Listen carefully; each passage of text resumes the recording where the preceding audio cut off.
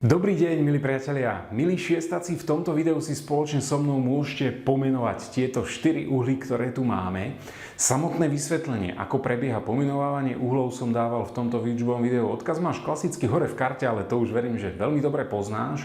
A tiež by si mal poznať jednu dôležitú zásadu, že pokiaľ ja chcem pomenovať nejaké takéto uhly, tak viem, že na to mám také dve možnosti. Prvá, že ten uhol pomenujem pomocou 3 veľkých tlačených písmen.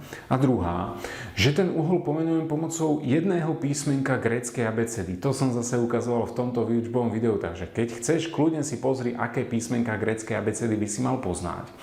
Ale tu sa skôr zameriame na ten prvý spôsob, pretože vidíte, že na tých obrázkoch mám nejaké 3 písmená. Väčšinou, hej, niekde ich aj viac, že? Ale tak väčšinou sú 3.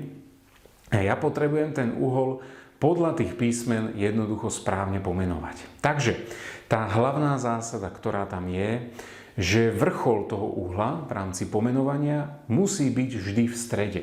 Takže keď sa pozrieme na tento prvý, tak vidím, že tu mám body KML a mám vyznačený uhol týmto oblúčikom, čiže jedná sa určite o nejaký vnútorný uhol a viem, že to M musí byť v strede, čiže ja si ho kľudne môžem pomenovať, že to je vnútorný uhol KML. Je to jediné pomenovanie toho uhla? No tušíš správne, že nie.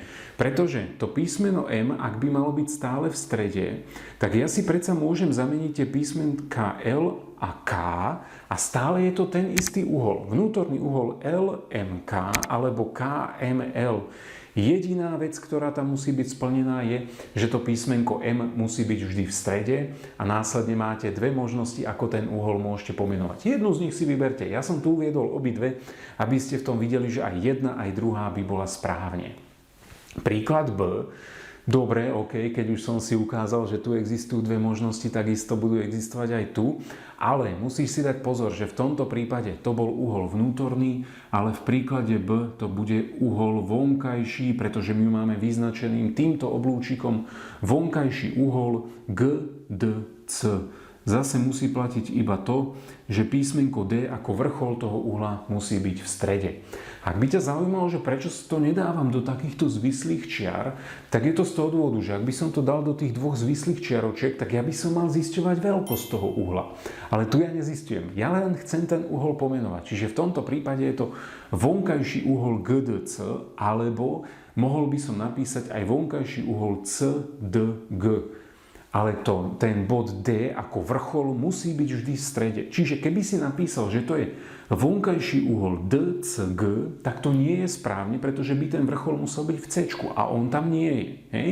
Aj keby si napísal, že to je vnútorný uhol GDC, tak to nie je pravda, lebo je to uhol vonkajší. Ideme ďalej. Príklad C.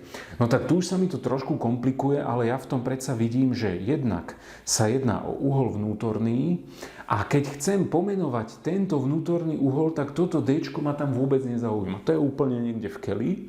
Vidím, že ten uhol má vrchol v bode A, čiže Ačko si môžem dať do stredu a potom môžem dať buď G a B alebo B a G. Tak napríklad dáme takto. Prečítam, že sa jedná o vnútorný uhol B a G. Toto D ťa netrápi, pretože ty máš pomenovať tento uhol, ktorý je pomenovaný, ako keby kde je ten oblúčik.